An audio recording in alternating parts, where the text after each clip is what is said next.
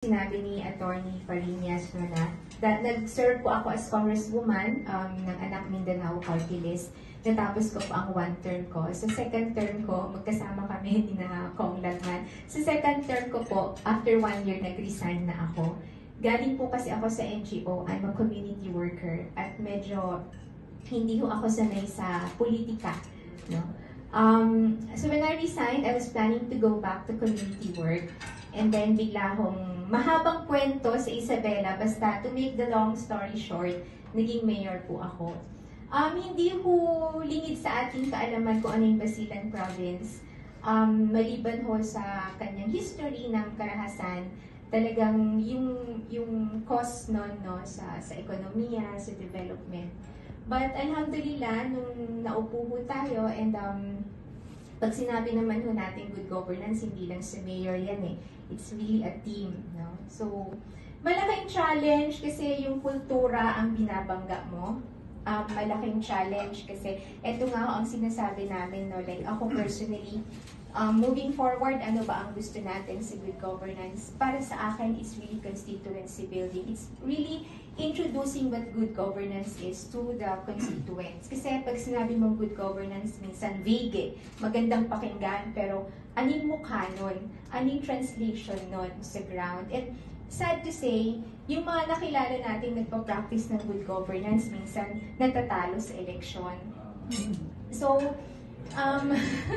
so, yun ho yung parang marami hong ano. So, ako, personally, ang gusto ko namin mangyari ay, yun nga, ipakilala, mas ipaintindi sa tao ano ba dapat ang hinahanap nila sa mga pinipili nilang mga namumuno sa kanila. Really, sabi ko nga ang hirap natin na nagpupush for good governance kasi minsan gusto mo lang ipakita ano yung tama at maganda without necessarily making others look bad. Pero nagkakaroon ng ganoong kulay eh. No? Oo. So, Mayors for Good Governance, we are here to learn from each other. We are here to provide a safe space for each other. Kasi alam natin napakalaking challenge po itong ginagawa natin. And then of course, try to set a standard. No? Hindi lang sa mga kapwa natin lingkod bayan, kundi most especially sa mamamayan. Na sana ito po yung hinahanap ninyo. Sana ito po yung sinisingil ninyo, no, sa mga naglilingkod sa inyo. Very quickly lang po sa Isabela City, we're happy to say na medyo nagkakaroon na ho ng pagbabago. No? Yung poverty incidence po namin na inabutan natin was 53.1% nung bagong PSA ho after 3 years. We're down to 23.7%. Dati ho, actually ang Isabela is part of Basilan. Basilan is BARM, but Isabela City is Region 9 kasi bumoto po against the inclusion sa autonomous region. So sa Zamboanga Peninsula po kami, for a long time, lagi ho kaming, kumbaga sa kulelat, lagi ho kaming nasa ilalim sa lahat ng indicators. But in 2021, nationally po, ang Isabela City ang third most improved component city sa competitiveness. Yun amin hong dating kinatatakutan na Basilan. So, siguro for the last decades, ang tourist lang po namin would be 20,000 maximum a year. Last year ho, we registered 370,000 visitors in 1 year. No? So, yes po. Pumunta na po sa amin si Erwan. Yun. Anyway. Hindi na. So, yun po.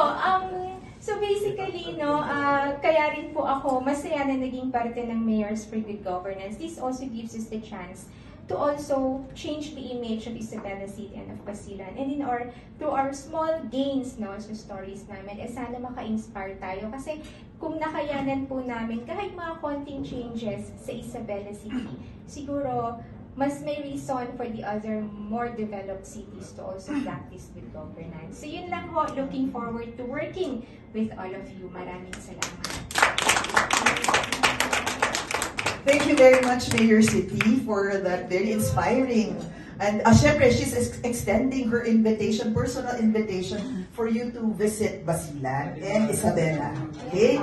So, before we finally close our session for today, tomorrow we have a scheduled signing of a memorandum of understanding with the various government agencies between Mayors for Good Governance and other government agencies and other private partners and other sabihin natin collaborators, no? So that we can strengthen what we are doing. You are the seeds of Mayors for Good Governance, and we all want to see that this seed will become a tree that will give shape to the entire country and the rest of the world. Mabuhay po kayo. Maraming salamat at ingat po.